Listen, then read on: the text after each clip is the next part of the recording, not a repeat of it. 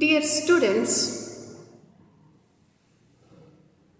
this class is about the lesson Too Dear. Too Dear, this is your second class. Now students, let us recall some of the points given in the first page. Where is Monaco? What is the location of Monaco? Monaco is the neighboring country of France and Italy. Where is Monaco situated? Monaco ellide? On the shore of Mediterranean Sea. Monaco has dash people in his kingdom, 7,000. There are dash men in the army, 60. Name one of the taxes in Monaco. Tax on tobacco, tax on wine and spirits, poll tax. From where did the king of Monaco get revenue? A gaming house. Name the game played in the gaming house. Roulette. These are 1 mark questions you get in the first page. And also 1 4 marks question. Though gambling is a dirty business, why did the king of Monaco resort to it, supported it? Gambling, ಜೂಜಾಡೋದು dirty business ಆದರೂ ಕೂಡ king of Monaco ಯಾಕೆ ಸಪೋರ್ಟ್ ಮಾಡ್ತಾ ಇದ್ದ? ಇದು ನಮ್ಮ last ಕ್ಲಾಸಲ್ಲಿ ಏನು ಲೆಸನ್ ಆಗಿದೆಯಲ್ಲ, ಅದು ಆ ಆನ್ಸರಲ್ಲಿ ಆ ಪೇಜಲ್ಲಿ ಬರುತ್ತೆ. ಸ್ಟೂಡೆಂಟ್ಸ್, ಈಗ ನಾವು ಪೇಜ್ ನಂಬರ್ 8ಗೆ ಹೋಗೋಣ. Now, it happened a few years ago that a murder was committed in this toy prince domains. In Monaco, what happened once? In such a peaceful kingdom. ಮೊನಾಕೋದಲ್ಲಿ ಏನು disturbance ಇಲ್ಲ, ಚಿಕ್ಕ ರಾಜ್ಯ, ರಾಜ ನಡೆಸ್ಕೊಂಡು ಹೋಗ್ತಾ ಇದ್ದ, ಜನರಿಗೆ ಡಿಸ್ಟರ್ಬೆನ್ಸ್ ಅಂದರೆ ಅಂತಲೇ ಗೊತ್ತಿಲ್ಲ. ಸೊ ಇಲ್ಲಿ ತನಕ ನಾವು ಆ ರಾಜ್ಯ ಮೊನಾಕೋ ಬಗ್ಗೆ, ಕಿಂಗ್ಡಮ್, ಆ ರಾಜನ ಬಗ್ಗೆ ಎಲ್ಲ ತಿಳ್ಕೊಂಡಿದ್ದೀವಿ. ಈಗ ನಾವು ಆ ಇನ್ಸಿಡೆಂಟ್ಗೆ ಬರೋಣ, ಘಟನೆಗೆ ಬರೋಣ, ಮೇನ್ ಪಾರ್ಟಿಗೆ ಬರೋಣ. In such a kingdom Monaco once a murder was committed that had never happened in Monaco. ಮೊನಾಕೋದಲ್ಲಿ ಎಂದೂ ನಡೆದಿಲ್ಲ. ಏನಾಯಿತು? ಮೊನಾಕೋದಲ್ಲಿ ಒಂದು ಸರಿ ಒಂದು ಕೊಲೆ ಆಗಿದೆ, ಮರ್ಡರ್ ಆಗಿದೆ. A murder committed. The people of that kingdom are peaceable. Peaceable means peace loving, peaceable, ಶಾಂತಿ ಪ್ರಿಯರು. ಆ ಜನರು ಯಾರು ಡಿಸ್ಟರ್ಬ್ ಮಾಡ್ಕೊಳ್ಳೋಂಥವ್ರಲ್ಲ, ಅಲ್ಲಿ ಯುದ್ಧ ಏನು ಗಲಾಟೆ ಇಲ್ಲ. And such a thing had not happened before. The king had no example of that. ಆ ಥರ ನಡೆದಿರೋದೇ ಗೊತ್ತಿಲ್ಲ, ಯಾವುದು ಕೊಲೆ ಸುಲಿಗೆ ಏನೂ ಇಲ್ಲ ಆ ರಾಜ್ಯದಲ್ಲಿ. ರಾಜನಿಗೂ ಅದು ಅನುಭವಕ್ಕೆ ಬಂದಿಲ್ಲ. ಇಂಥ ಸಂದರ್ಭದಲ್ಲಿ ಒಂದು ಕೊಲೆ ಆಯಿತು. The judges assembled with much ceremony and tried the case in the most judicial manner. Immediately the judges gathered. Judges, ನ್ಯಾಯಾಧೀಶರು, ಅವರಿಗೇನು ಕೆಲಸನೇ ಇರಲಿಲ್ಲ. ಅವರೆಲ್ಲ ಸೇರ್ಕೊಂಡ್ಬಿಟ್ರು ವಿತ್ ಗ್ರೇಟ್ ಸೆರೆಮನಿ ಏನೋ ಆಗ್ಬಿಟ್ಟಿದೆ, ಏನೋ ಇದಕ್ಕೆ ಏನು ತೀರ್ಮಾನ ಮಾಡೋಣ, ಭಾಳ ಸೀರಿಯಸ್ಸಾಗಿ ಎಲ್ಲ ಒಂದು ಕಡೆ ಸೇರಿಕೊಂಡ್ರು. There were judges, prosecutors, jurymen and ಬ್ಯಾರಿಸ್ಟರ್ಸ್.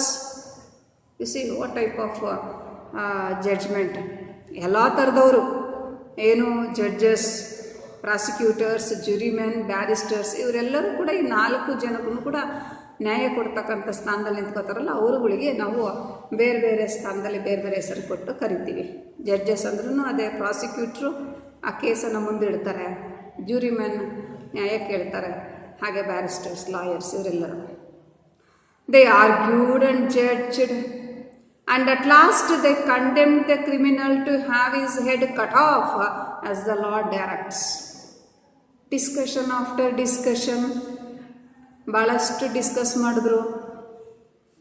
ಕೊನೆಗೆ ಒಂದು ತೀರ್ಮಾನಕ್ಕೆ ಬಂದರು. Yes, okay, let the head of the criminal cut off as a punishment. ಶಿಕ್ಷೆ ಏನು ಕೊಡೋಣ? ಅವನು ಮರ್ಡ್ರ್ ಮಾಡಿದ್ದಾನೆ ತಾನೆ, ಸರಿ, ಅವನ ತಲೆ ತೆಗೆದು ಬಿಡೋಣ, ಕ್ರಿಮಿನಲ್ ತಲೆ ತೆಗೆದು ಬಿಡೋಣ. So what was the sentence announced to the criminal who committed murder?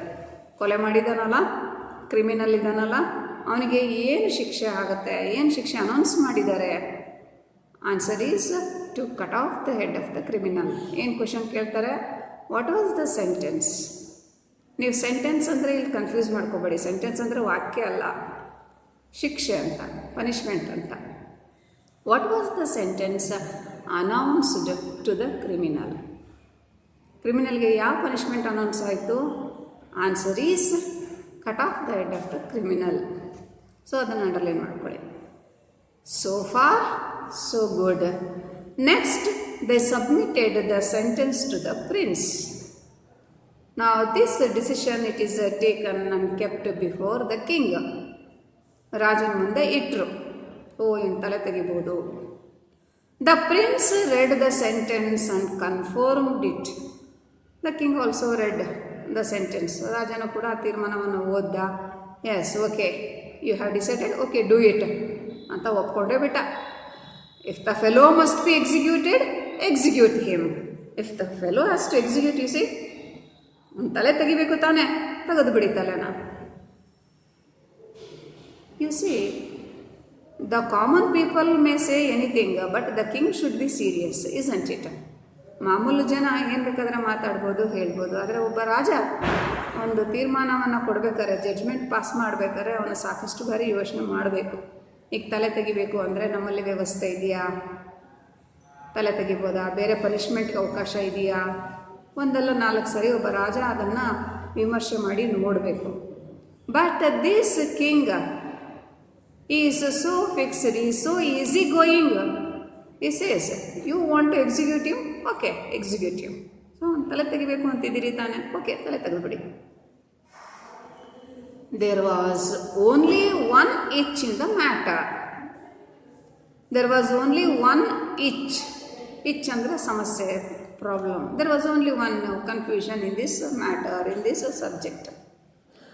And that was that they had neither a guillotine for headings cut off nor an executioner. They had neither a guillotine. ಗಿಲೋಟಿನ್, ಆ machine ಇದೆಯಲ್ಲ, ತಲೆ cut ಮಾಡುತ್ತಲ್ಲ ಆ machine ಇದೆಯಲ್ಲ, ಆ machine ಇಲ್ಲ. ನಾರ್ on ಎಕ್ಸಿಕ್ಯೂಷನರ್, execute ಮಾಡಲಿಕ್ಕೆ, ಆ ಕೆಲಸ ಮಾಡಲಿಕ್ಕೆ, ಅದನ್ನು ಆಪರೇಟ್ ಮಾಡಲಿಕ್ಕೆ ಒಬ್ಬ ವ್ಯಕ್ತಿ ಬೇಕಲ್ಲ, ಅವನಿಲ್ಲ. So what is the problem in Monaco? There is no guillotine. ಆ ಗಿಲೋಟಿನ್ ಹೆಸರು ನೆನ್ಪಿಟ್ಕೊಳ್ಳಿ, the machine to cut off the head of the criminal. No machine guillotine and also no executioner. Execute ಮಾಡಲಿಕ್ಕೂ ಯಾರೂ ಇಲ್ಲ.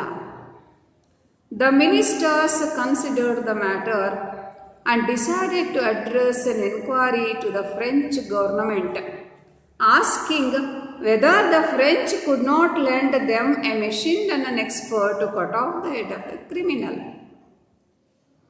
Now, okay, yes, we don't have machine, we don't have executioner. The neighboring country, France, let us ask the France to lend ಅಂದರೆ ಸಾಲ್ವ್ ಕೊಡೋದು, ಅಂದರೆ ಅದಕ್ಕಿಷ್ಟು ಅಂತ charge ಮಾಡೋದು, ಸುಮ್ಮನೆ ಕೊಡೋದಲ್ಲ, ಚಾರ್ಜ್ ಮಾಡಲಿ. Let us lend them a machine and an executioner. ನಮ್ಗೆ ಮೆಷಿನ್ ಕಳಿಸ್ತಾರಾ? ಎಕ್ಸಿಕ್ಯೂಟ್ ಮಾಡಲಿಕ್ಕೆ ಒಬ್ಬ ಆ ವ್ಯಕ್ತಿನ ಕಳಿಸ್ಕೊಡ್ತಾರಾ? ಎಷ್ಟು ಕಳಿಸ್ಕೊಡ್ತಾರೆ ಕೇಳೋಣ. Machine. And if so, if they are ready to do that, would the French kindly inform them what it would cost? How much the cost would be? ಎಷ್ಟು cost ಇರುತ್ತೆ, ಎಷ್ಟು ಬೆಲೆ ಅದಕ್ಕೆ, ಕಾಸ್ಟ್ ರೇಟ್ ಎಷ್ಟು ಚಾರ್ಜ್ ಮಾಡ್ತಾರೆ ಅದನ್ನು ಹೇಳಿ. The letter was sent. A letter was sent to the French. ಫ್ರೆಂಚ್ಗೆ ಕಳಿಸಿದರು. A week later the reply came. A week after The king of Monaco received reply. A machine and an expert could be supplied. Okay, we agree. You have requested us to give that facility. Okay, we agree. We are ready to send the machine. And supplied. The cost would be 16,000 francs. Here the cost is more important. Yes, we are ready to supply you both the machine and an expert. But how much is the cost? 16,000 francs. Fronx ಅಂತ ಹೇಳಿದ್ರೆ currency, ಅಲ್ಲಿಯ currency. ನಾವೀಗ rupees ಅಂತೀವಿ, dollars ಅಂತೀವಿ, pounds ಅಂತೀವಲ್ಲ, ಅದೇ ಥರ Fronx ಅಂದರೆ ಅಲ್ಲಿಯ ಕರೆನ್ಸಿ. ಸೊ ನಮ್ಗೆ 16,000 ಫ್ರಾಂಕ್ಸ್ ಆಗುತ್ತೆ. This was laid before the king. This was kept before the king. ರಾಜನ ಮುಂದೆ ಇಟ್ಟರು, ಆ ಲೆಟರ್ ತಂದರು, ರಾಜನ ಮುಂದೆ ಇಟ್ಟರು, ಇಷ್ಟಾಗತ್ತಂತೆ ಹೀಗಂತೆ ಹೇಳಿದರು. He thought it over. Now he is thinking. ಮೊದಲು ಯೋಚನೆ ಮಾಡಲೇ ಇಲ್ಲ, ಜಡ್ಜ್ಮೆಂಟ್ ಪಾಸ್ ಮಾಡ್ಬೇಕಾದ್ರೆ ನೋಡಲಿಲ್ಲ, ಈಗ ಯೋಚನೆ ಮಾಡ್ತಾ ಇದ್ದಾನೆ. 16,000 francs. 16,000 francs. The wretch is not worth the money. That wretch, that stupid. ಯೋಗ್ಯ, ಅವನ ಯೋಗ್ಯತೆಗೆ ನಾವು 16,000 ಫ್ರಾಂಕ್ಸ್ ಖರ್ಚು ಮಾಡಬೇಕಾ? Can't it be done somewhat cheaper? Can't it be done somewhat cheaper? Less than 6,000 francs. 16,000 ಫ್ರಾಂಕ್ಸ್ಗಿಂತ ಕಡಿಮೆ ದುಡ್ಡಲ್ಲಿ ಮಾಡ್ಲಿಕ್ಕೆ ಬರಲ್ವೇ? Why 16,000 francs is more than 2 francs a head on the whole population? You see, the population is 7,000. If you lay 2 francs on each, it is also less. ಒಬ್ಬೊಬ್ಬರ ಮೇಲೆ 2 Fronx ಅಂತ ನಾನು tax ಹಾಕಿದ್ರು ಕೂಡ 16,000 Fronx ನನಗೆ ಬರಲ್ಲ. ಹಾಗಾದರೆ ಒಂದೊಬ್ಬೊಬ್ಬ ಪ್ರಜೆ ಕೂಡ ನನಗೆ 2 ಫ್ರಾಂಕ್ಸ್ಗಿಂತ ಜಾಸ್ತಿ ನನಗೆ ತೆರಿಗೆ ಕಟ್ಟಿದರೆ ನಾನು ಇವನು ತಲೆ ತೆಗೆಸ್ಬೋದು. ಇಲ್ಲಿ ನೋಡಿ, ಒಬ್ಬ ಕೊಲೆಗಾರನ ತಲೆ ತೆಗಿಲಿಕ್ಕೆ ಎಲ್ಲರೂ ದುಡ್ಡು ಹಾಕಿ ತಲೆ ತೆಗೆಸ್ಬೇಕು. The people won't stand it and it may cause a riot. The people they won't stand it. ಜನ ಇದನ್ನ ತಡ್ಕೊಳ್ಳಲ್ಲ. ರಯತ್ ಅಂದರೆ ಗಲಾಟೆ ಮಾಡ್ತಾರೆ, ಗದ್ದಲ ಮಾಡ್ತಾರೆ, we are not ready to give ಅಂತ ಹೇಳ್ತಾರೆ. ಸೊ ಈ ಪ್ಯಾರಾಗ್ರಾಫಲ್ಲಿ ನೀವು ಫಸ್ಟ್ ಪೇಜ್ ನಂಬರ್ 8 ಅಲ್ಲ, ಫಸ್ಟ್ ಪ್ಯಾರಾಗ್ರಾಫಲ್ಲಿ ನೀವೇನು ನೋಡಿದ್ರಿ ಅಂದರೆ, a murder was committed in the small kingdom Monaco. The king was not experienced such an experience. ರಾಜನಿಗೆ ಅದು ಅನುಭವನೇ ಇಲ್ಲ. What was the sentence announced to the king? The head of the king should be cut off. Second ಪ್ಯಾರಾಗ್ರಾಫಲ್ಲಿ what was the problem of the king of Monaco? The Monaco had no guillotine, no executioner. So a letter was sent to the France. France andre country, French andre people. What was the reply? Yes, we sent you machine and executioner. It would cost 16,000 francs. So adakkondu question haakತಾರೆ. How much would the French government charge for the guillotine and an expert? ಎಷ್ಟು charge ಮಾಡಲಿಕ್ಕೆ ಹೊರಟರು French government? Answer 16,000 francs. So a council was called to consider what could be done. A council was called. ಕರೆದ್ರು, ಒಂದು ಸಭೆ ಕರೆದ್ರು, ಏನು ಮಾಡೋಣ?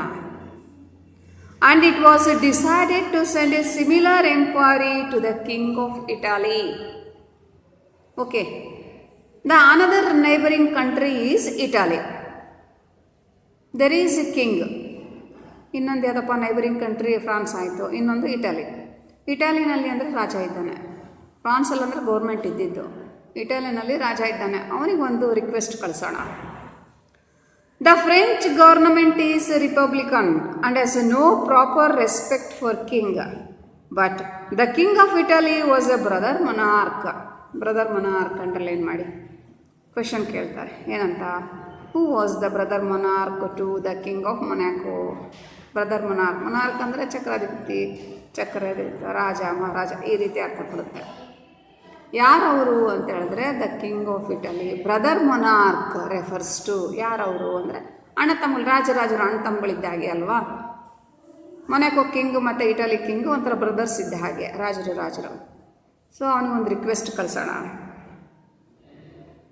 And might be induced to do the thing cheaper. It could be done cheaper. ಇನ್ನೂ ಸ್ವಲ್ಪ ಚೀಪಾಗಿ ಕೆಲಸ ಆಗಬಹುದು. So the letter was return and a prompt reply was received. So a letter was sent to the king of Italy. ಸರಿ, Italy ರಾಜನಿಗೂ ಒಂದು letter ಹೋಯಿತು, ಹಾಗೆ ಒಂದು ರಿಪ್ಲೈನೂ ಬಂತು. The Italian government wrote that they would have pleasure in supplying both the machine and an expert, and the whole cost would be 12,000 francs including travelling expenses. What was the reply? Yes, we are also ready to lend you a machine and an expert.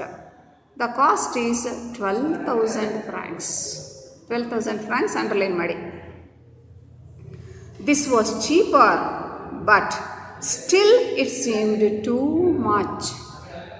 Actually compare to 16,000 it is a less ಅಲ್ವೇ.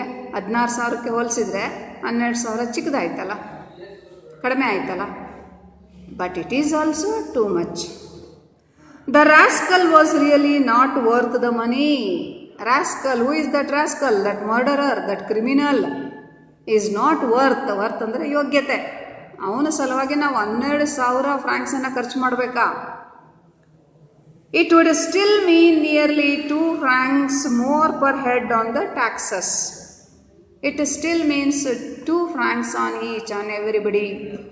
ಮತ್ತೆ ನಾನು ಎಲ್ಲರ ಮೇಲೆ 2 Fronx ತಲೆಗಂದಾಯ ಹಾಕಬೇಕಾಗತ್ತೆ. Another council was called. Now again another council meeting, ಸಭೆ ಕರೆದ್ರು. They discussed and considered how it could be done with less expense. Now let us do this. How? Little expense. Reduce the expense. ನಾವಿನ್ನೂ ಖರ್ಚನ್ನು ಕಮ್ಮಿ ಮಾಡೋಣ, ಇನ್ನೂ ಸ್ವಲ್ಪ ಕಮ್ಮಿ ಮಾಡಿ ನೋಡೋಣ. Could not one of the soldiers perhaps be got to do it in a rough and homely fashion? Rough and homely fashion, one of our soldiers. Can't it be done? ನಮ್ಮಲ್ಲಿ ಸೋಲ್ಜರ್ಸ್ ಇದ್ದಾರೆ. ಎಷ್ಟು ಜನ ಇದ್ದಾರೆ ನಮ್ಮಲ್ಲಿ soldiers? ಸೈನಿಕರು ಎಷ್ಟು ಜನ ಇದ್ದಾರೆ ನಮ್ಮದ್ರಲ್ಲಿ? 60 ಜನ. ನಮ್ಮ ಸೋಲ್ಜರ್ಸೇ ಒಬ್ಬರಿಗೆ ಕೆಲಸನ ಮಾಡ್ಬೋದಲ್ಲ. ಸೈನಿಕರಿಗೆ ಅಭ್ಯಾಸ ಇರುತ್ತೆ, ಅವರೇ ಮಾಡ್ಬೋದಲ್ಲ ಈ ಕೆಲಸ, ತಲೆ ತೆಗೆಯೋ ಕೆಲಸ ಅವರೇ ಮಾಡ್ಬೋದಲ್ಲ. The general was called and was asked, can't you find us a soldier who would cut the man's head off? In war they don't mind killing people. Can't one of our soldiers, ನಮ್ಮ ಸೈನಿಕರು ಯಾರಾದರೂ ಒಬ್ಬರು ರಫಾಗ ಕೆಲಸ ಮಾಡ್ಬೋದಲ್ಲ. Anyhow they are use to it in the war ಅಂದರೆ ಯುದ್ಧದಲ್ಲಿ ಮಾಡಿ ಅಭ್ಯಾಸ ಇದೆಯಲ್ಲ, ನಮ್ಮ ಸೋಲ್ಜರ್ಸೇ ಮಾಡ್ಬೋದಲ್ಲ ಅದನ್ನು. In fact that is what they are trained for. They are also trained for that. ಅವ್ರಿಗೆ ಟ್ರೈನಿಂಗ್ ಕೊಟ್ಟಿರ್ತಾರಲ್ಲ ಅದ್ರ ಬಗ್ಗೆ. So the general talked it over with the soldiers to see whether one of them would not undertake the job. Now the general, ಸೇನಾಧಿಪತಿ ಇರ್ತಾನಲ್ಲ, ಅವನು ಎಲ್ಲ ಸೈನಿಕರನ್ನು ಕರೆದ.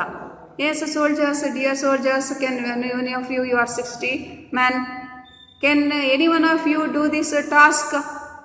ನಿಮ್ಮಲ್ಲಿ ಯಾರಾದರೂ ಈ ಕೆಲಸ ಮಾಡ್ತೀರಾ? ಅವನ ತಲೆ ತೆಗಿಬೇಕು, ಕ್ರಿಮಿನಲ್ ತಲೆ ತೆಗಿಬೇಕು, ಮರ್ಡರ್ ಮಾಡಿದ್ದಾನೆ, ಯಾರಾದರೂ ಮಾಡಲಿಕ್ಕಾಗತ್ತಾ? But none of the soldiers would do it. No soldier was ready to do that. ಯಾವ ಸೈನಿಕನೂ ಮುಂದೆ ಬರಲಿಲ್ಲ ಮಾಡಲಿಕ್ಕೆ. No, they said, we don't know how to do it. It is not a thing we have been taught. No, we don't do it. ನಾವು ಮಾಡಲ್ಲ ಈ ಕೆಲಸ. ಅವನು ತಲೆ ತೆಗೆದಿದ್ದಾನೆ, ಒಬ್ಬನ ಮರ್ಡ್ರ್ ಮಾಡಿದ್ದಾನೆ, ಅವನು ತಲೆ ತೆಗೆಯೋದು ನಮ್ಗೆ ಹೇಳ್ಕೊಟ್ಟಿಲ್ಲ. ನಮಗೆ ಯುದ್ಧದಲ್ಲಿ ಫೈಟ್ ಮಾಡಲಿಕ್ಕೆ ಹೇಳ್ಕೊಟ್ಟಿದ್ದಾರೆ, ಈ ಥರ ತಲೆ ತೆಗೆಯೋದು ಹೇಳ್ಕೊಟ್ಟಿಲ್ಲ ನಮಗೆ. ಮೆಷಿನ್ ತೊಗೊಂಬರೋದು, ತಲೆ ತೆಗೆಯೋದು ಹೇಳ್ಕೊಟ್ಟಿಲ್ಲ. So we are not use to it. ನಮ್ಗೆ ಅದು ಅಭ್ಯಾಸ ಇಲ್ಲ. We don't do it. ನಾವು ಮಾಡಲ್ಲ. ಇಲ್ಲಿ ನೋಡಿ, ಒಬ್ಬ ರಾಜ ಇದ್ದವನು, ಅವನಿಗೆ ಅಷ್ಟು ಅಧಿಕಾರ ಇರುತ್ತೆ ಅಲ್ವಾ, ಗದರ್ಬಿಟ್ಟು ಮಾಡು ನೀನು ಅಂದರೆ ಮಾಡ್ಬೋದು. ಆದರೆ ಯಾವ ಸೈನಿಕರು ತಯಾರಿಲ್ಲ ಮಾಡಲಿಕ್ಕೆ. What was to be done? ಏನು ಮಾಡೋದು ಇವಾಗ? What was to be done? Again the ministers considered and reconsidered. Again the ministers discussed and discussed.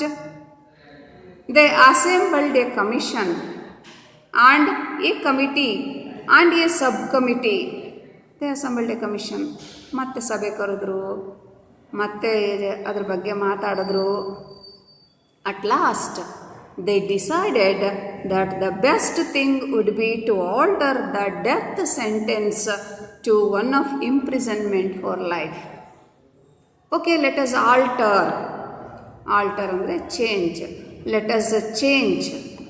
ನಾವು ಈ ಪನಿಷ್ಮೆಂಟನ್ನು ಚೇಂಜ್ ಮಾಡೋಣ. How? Let us alter the change. How? Death sentence to imprisonment for life. ನೀವು ಆ ಎರಡು ಶಬ್ದಗಳನ್ನ ನೋಡಿ. Death sentence. Death sentence ಅಂದರೆ ಗಲ್ಲಿಗೇರಿಸೋದು, ತಲೆ ತೆಗೆಯೋದು. ಇಂಪ್ರಿಸನ್ಮೆಂಟ್ ಫಾರ್ ಲೈಫ್ ಅಂತ ಹೇಳಿದ್ರೆ ಜೀವಾವಧಿ ಶಿಕ್ಷೆ.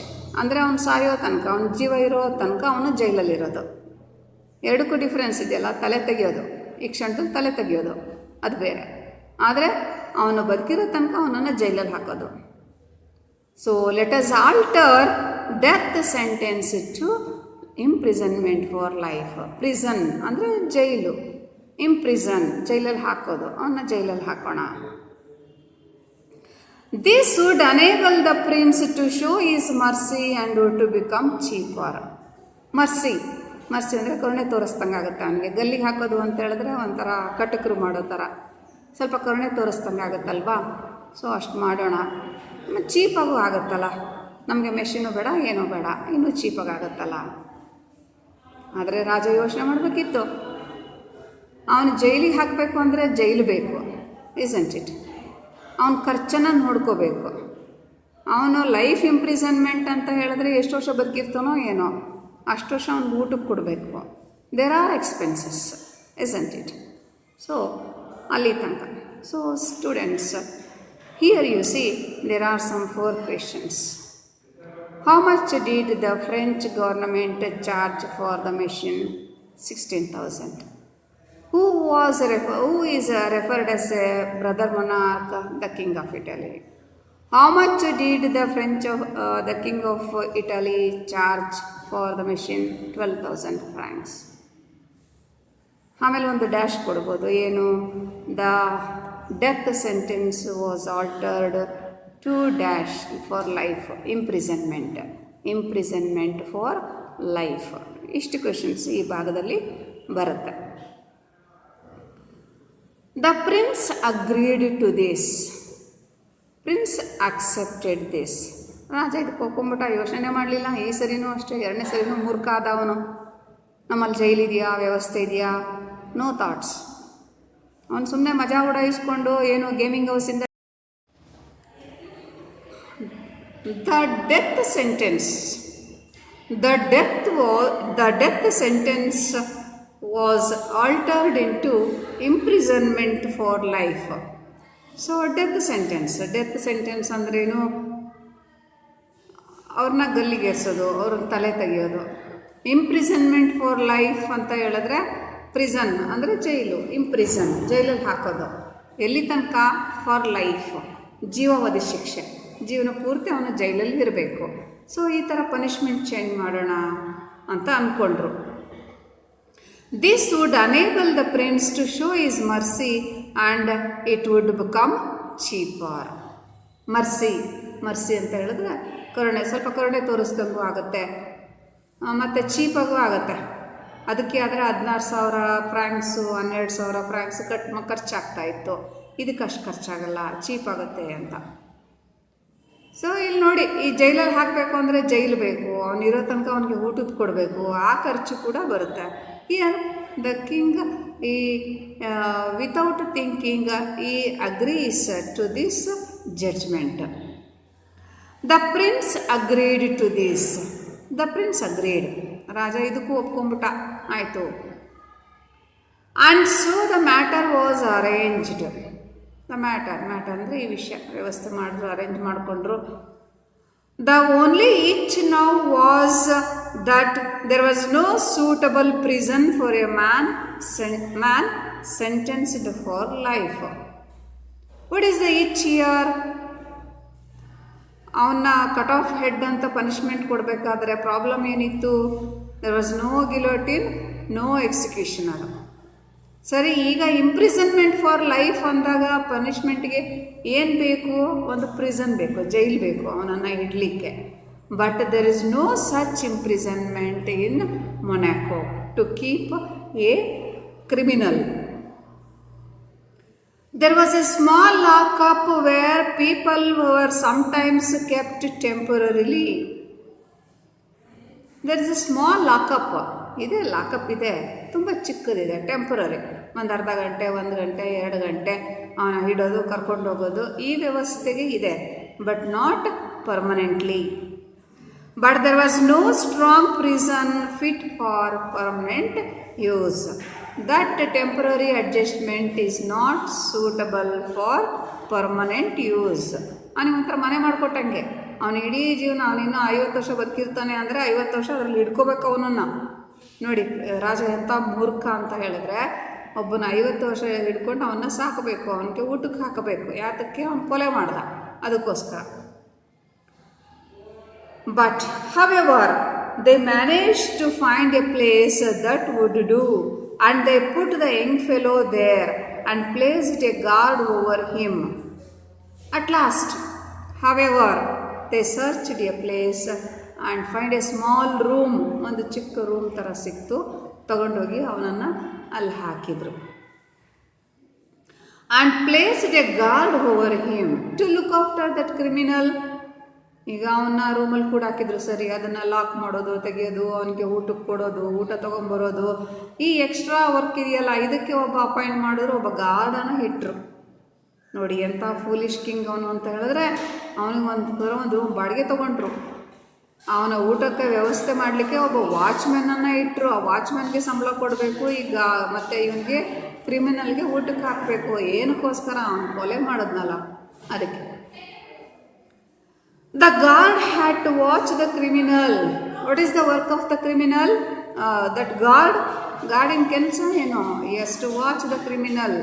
ಕ್ರಿಮಿನಲ್ನ ನೋಡ್ಕೋಬೇಕು, ಅವನು ವಾಚ್ ಮಾಡಬೇಕು, ಓಡೋಗದೆ ಥರ ನೋಡ್ಕೋಬೇಕು. And had also to fetch his food from the palace kitchen. He has to bring food for the criminal from where? ಎಲ್ಲಿಂದ ಊಟ ತಗೊಂಡು ಬರಬೇಕು ಆ ಕ್ರಿಮಿನಲ್ಗೆ? From the palace kitchen. ನೋಡಿ ಎಂಥ ಲಕ್ಕಿ ಫೆಲೋ. ಅವನು ಕೊಲೆ ಮಾಡಿದವನು ಕ್ರಿಮಿನಲ್ ಇದ್ದಾನಲ್ಲ, ಎಂಥ ಲಕ್ಕಿ ಅಂದರೆ ಅವನಿಗೆ ಅರಮನೆಯಿಂದ ಊಟ ಬರುತ್ತೆ. ಯಾರಿಗುಂಟು ಅದೃಷ್ಟ? ಅದಕ್ಕೆ ಆ ಊಟ ತೊಗೊಂಬರೋಕ್ಕೆ ಗಾರ್ಡ್ ಹೋಗಿ ಊಟ ತೊಗೊಂಬಂದು ಕೊಡ್ತಾನೆ. ಇವನಿಗೆ ರಾಜ್ಯ ಸನ್ಮಾನ. ಏನಕ್ಕೆ? ಕೊಲೆ ಮಾಡಿದ್ದಾನೆ ಅದಕ್ಕೆ. ಸೊ ರಾಜ ಎಷ್ಟು ಮೂರ್ಖ ಆಗ್ಬಿಟ್ಟ, ಇಂಥ ಕ್ರಿಮಿನಲ್ನ ಅವನು ಸಾಕ್ತಾ ಇದ್ದಾನೆ. ಸೊ ಈ ಪ್ಯಾರಾಗ್ರಾಫಲ್ಲಿ ನಿಮ್ಗೆ 2-3 ಕ್ವೆಶನ್ಸ್ ಬರುತ್ತೆ. Where did the punishment, the death sentence was changed into imprisonment for life. ಒಂದು. Next question, who fetched food for the criminal? A guard. From where did the guard fetch the food for the criminal? From palace kitchen.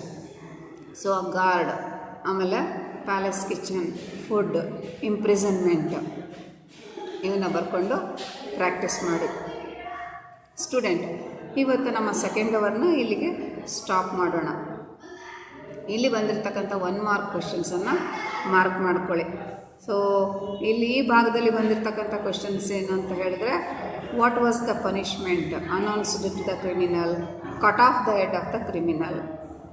What was the problem in the kingdom, Monaco kingdom, to cut off the head of the criminal? There was no guillotine and no executioner. How much would the French government charge for the criminal? 16,000 francs. How much did the King of Italy charge? Answer, 12,000 francs. Monarch, the brother monarch refers to the King of Italy. Who fetched food for the criminal? A guard. Where did the guard fetch the food for the criminal? Palace kitchen. ಇಷ್ಟು 1 mark questions ಈ ಭಾಗದಲ್ಲಿ ಬರುತ್ತೆ. So students, ನೀವು ಈ ಕಥೆಯನ್ನು ಮತ್ತೆ ಒಂದು 4-5 ಸರಿ ನೀವು ಓದ್ಕೋತಾ ಇರಿ, ಅರ್ಥ ಆಗುತ್ತೆ. ಕಷ್ಟ ಅಂತ ಬಿಡಬಾರ್ದು, ಓದ್ಕೋತಾ ಇರಿ. ನಾನು ಭಾಳ ನಿಧಾನಕ್ಕೆ ನಿಮಗೆ ಕನ್ನಡದಲ್ಲಿ ಅದನ್ನು ಎಕ್ಸ್ಪ್ಲೈನ್ ಮಾಡ್ಕೋತಾ ಹೋಗಿದ್ದೀನಿ. ನೀವು ಅದೇ ಥರ ಓದ್ಕೊಳ್ತಾ ಹೋಗಿ. ಇಷ್ಟು ಕ್ವೆಶನ್ಸನ್ನು ನೀವು ನಿಮ್ಮ ಎಕ್ಸಸೈಸಲ್ಲಿ ಬರೀರಿ. ಇವೆಲ್ಲವೂ ಸೇರಿದ್ರೆ ನಿಮಗೆ ಲಾಂಗ್ ಆನ್ಸರ್ಸ್ಗೆ ಹೆಲ್ಪ್ ಆಗುತ್ತೆ. ಸೊ ನೆಕ್ಸ್ಟ್ ಕ್ಲಾಸಲ್ಲಿ ನಾವು ಮುಂದಿನ ಭಾಗಕ್ಕೆ ಹೋಗೋಣ. 3rd ಅವರಲ್ಲಿ ನಾವು ಈ ಕಥೆಯನ್ನು ಕಂಪ್ಲೀಟ್ ಮಾಡೋಣ. Okay students, okay, thank you.